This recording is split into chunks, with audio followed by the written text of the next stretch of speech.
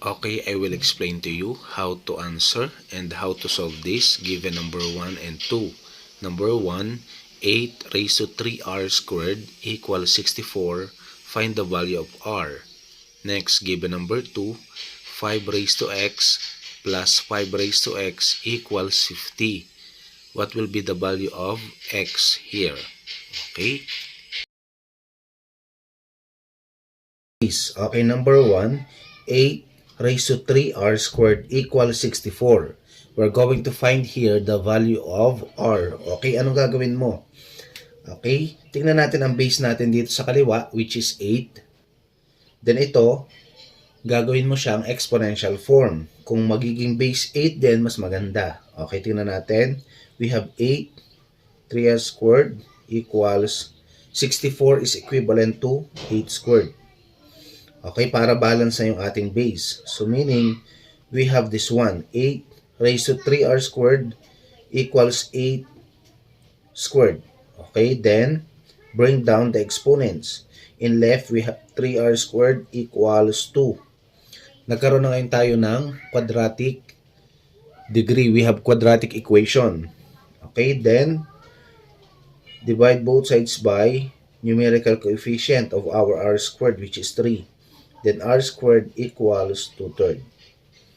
Okay, since we have quadratic term, r squared, we're going to get the square root both sides.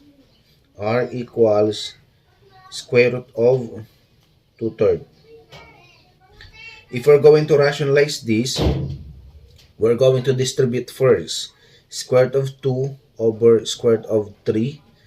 Then, we're going to rationalize by multiplying the denominator square root of 3. R equals square root of 2 times square root of 3 is square root of 6 over square root of 3 times square root of 3, which is 3. Therefore, the final answer is R equals square root of 6 over 3.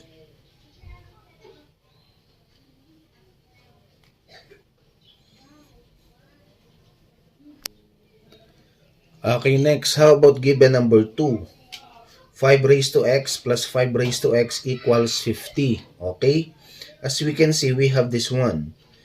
Okay, dalawang beses na meron tayong 5 raised to x plus 5 raised to x. Similarly, if we have 5 plus 5, which is 10. Okay, so meaning, 5 plus 5 is equivalent to 2 times 5. Okay, which is the same 10. Okay, we're going to apply this concept to this concept, 5 raised to x plus 5 raised to x. Okay, since we have twice of 5 raised to x equals 50, then we have 2 times the quantity of 5 raised to x equals 50, divide both sides by 2, cancel, which is 1. 5 raised to x equals 50 divided by 2 is 25. Okay, then 5 raised to x equals 25 can be written as exponential form 5 squared. Then cancel, bring down the exponents in left, which is x, in right, which is 2. Therefore, the value of x is 2. If we're going to check it, 5 squared plus 5 squared, that is 25 plus 25 equals 50. Check.